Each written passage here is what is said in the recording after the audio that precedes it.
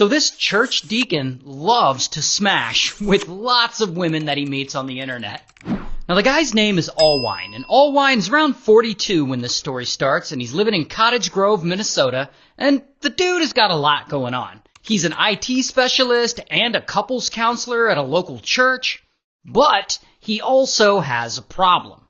Despite spending his time helping other couples fix their marriages, he's not faithful to his own wife. Like, he's constantly hooking up and having affairs with different women, and he meets a lot of these women online through the website Ashley Madison. But Allwine, he manages to keep these affairs hidden from his wife. Now, his wife is this woman, Amy. Now, Allwine could get a divorce from Amy, but he's a very religious guy. And as a deacon, this specific church has rules against church elders divorcing. So if he does that, then he'll lose his leadership role. And so one day in 2016, he comes up with a very devious plan. Why not just murder his wife? That way he won't lose his position in the church, and he can keep smashing with all these Ashley Madison women, and maybe then he can collect some life insurance money.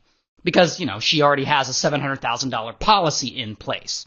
But here's the thing. He's a deacon of a church, well-respected man in the community. He can't just murder his wife himself. What if he gets caught? So he decides that he needs to hire a hitman. And while the hitman is doing the killing, he can then be somewhere else, and that will be his alibi. Now, I guess Allwine has heard that people hire hitmen through the dark web. So he figures he'll do the same. So he gets access to the dark web, and he starts searching. And eventually he comes across a site called Besa Mafia, and it's a site where people can hire an assassin. And so Allwine, he creates an anonymous account, I guess, and before long, he's chatting with an actual hitman. And Allwine tells this hitman what he needs, and that he needs an assassin to take out his wife. Then he sends this guy Amy's details, her photo, her address, and her daily routine, everything the killer would need to find and identify her. And the guy, he says it'll be $6,000 in Bitcoin, and he'll make it look like a car accident. So Allwine pays the $6,000 in Bitcoin. Then, at some point, the website operator of Besa Mafia messages Allwine and says, actually, the hitman got busted by police. And to finish the job, he now needs to hire a sniper, which will cost another $6,000 in Bitcoin. So $12,000 total. And so Allwine pays him the Bitcoin, and the website operator's like, cool, we'll get right on it.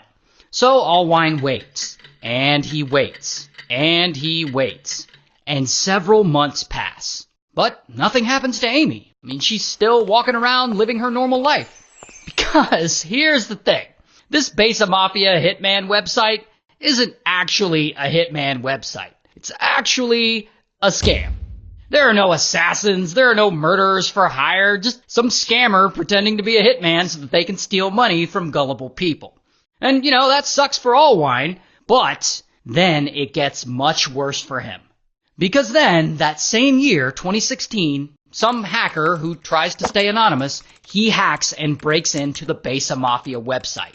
And this person gets access to a bunch of data, including a list of targets, people who other people want assassinated. And he publishes all of this info onto the open web, and he also hands it over to the FBI.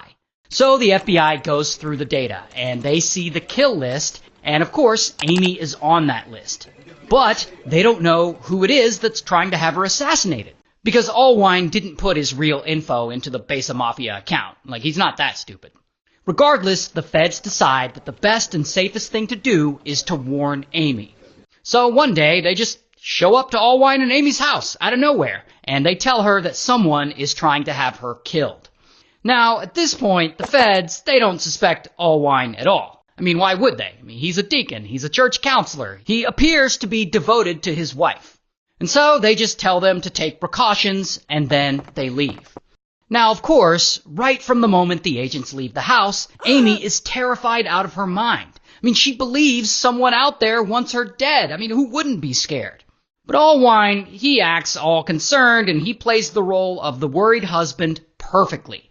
He installs additional security cameras, he goes and he buys himself a handgun, and months go by.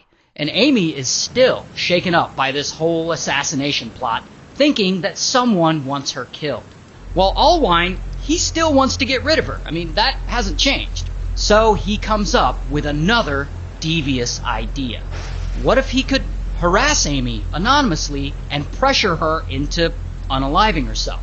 So he starts sending anonymous emails to her. And in them, he tells her that he knows all her dark secrets and that she needs to unalive herself, and that if she doesn't, he'll murder her family. And to make the threats feel real, he includes personal details. He mentions places that she's been, things she's done recently, stuff only a stalker who's watching her closely would know. And he keeps sending these messages